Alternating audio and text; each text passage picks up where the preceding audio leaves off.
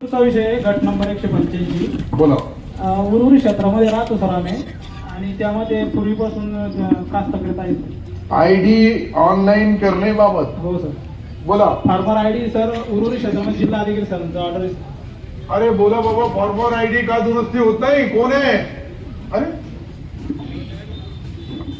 गट ऍड होऊन जाईल सर, नावावर जमीन असली फार्मर ऍड होऊन जातो.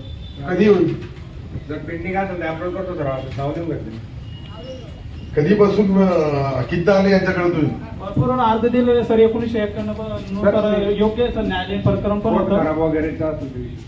कोर्ट खराब आहे सर. इतर अधिकारामध्ये नोंद घ्यायची होती त्यांची, पण त्यांनी 7/12 पण दिला नाही. अरे फार अवघड नाहीये.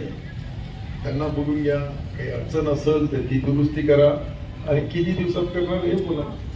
मी लगेच चेक करून घेतो आज फार्मर आयडी एका दिवसात होतो. हे चेक करतील, काही अडचण असेल तर तुम्ही त्यांना सर खातं मिळत नाही सर आम्हाला ऑनलाईन. नाही नाही नंदी, तो प्रश्न मी तुमचा समजलो. फॉर्मल आयडी शिवाय आता कोणतंही काम टाकायला तयार नाही. आणि फॉर्मल आयडी, हे फॉर्मल आयडी म्हणजे काय? हे जे खतं बियाणे जे सबसिडीवर देतात, ती सबसिडी सत्पात्री जावी म्हणून ते शासनाने, केंद्र सरकारने, राज्य सरकारने तो निर्णय घेतला. चेक करतो त्यांचं ते वेगळे अडचण. श्रावण अंबुरे बोला. आणि त्यानंतर अनीस खा, इद्रिस खा, मोहम्मद आझिम, मोहम्मद हनी. हॅलो बोला. ते कारले शिवाराचं जे जुनं घर आहे 1975 मध्ये बनलेलं आहे, त्या शिवारामध्ये ना धरणाला ओढ रस्ता आहे का खरं रस्ता आहे, ते 50-60 एकर जमीन आज कामाची आहे.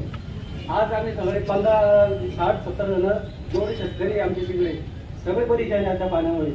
अन्नाच्या वरच्या धरणाला ओढ रस्ता आहे. चला, चारनेर कोण आहे? तलाठी. चारनेर तलाठी आणि चारनेरचे आम्ही 25 ला वेळी गिरगाव पाणी केली साहेब, आज पाणी करून पुढे पाणी केली म्हणजे काय उपकार झाले का? कोणाला दिला अहवाल?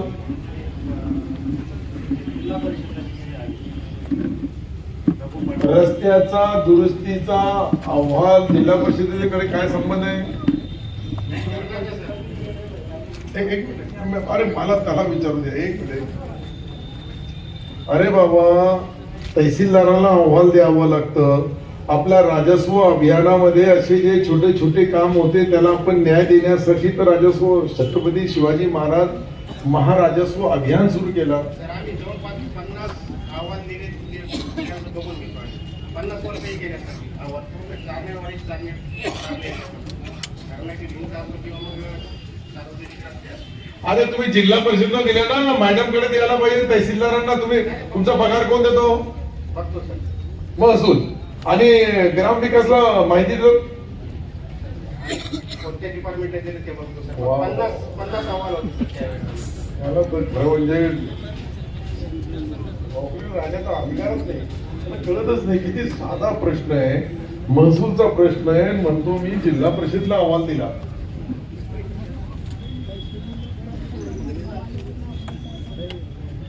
आता तुम्ही तहसीलदार मॅडम कडे टेबल कोण सांभाळतोय? कोणाकडे जबाबदारी आहे? पवार. पवार तो भयानक आहे बाबा. अरे त्यांचा तोच प्रश्न आहे रस्त्याचा. 50 लोकांच्या शेतकरी बांधवाला रस्ता नाही जायला, या महाशेनी ग्रामविकासला पाठवला. ठीक आहे सर. आवाज जसा क्रॉप झाला तसं स्थळ बांधलं होतं की मॅडम. आता तुम्ही हे कधी पाठवणार यांच्याकडे? ओळखून घ्या, हे पवार साहेब आहेत. आम्हाला माझ्या 2 दिवसात स्थळ बांधलं. अरे अहवाल तुमच्या समोर उभा आहे ना, द्यायला पाहिजे सर त्यांनी. काय बाबा तुला द्यायला काय अडचण आहे? 50 वर्ष असं सांगतो. अरे 5 मिनिटाचं काम करत नाही. काय माणूस आहे रे बाबा. अरे साधे प्रश्न आहे, परंतु 50 शेतकरी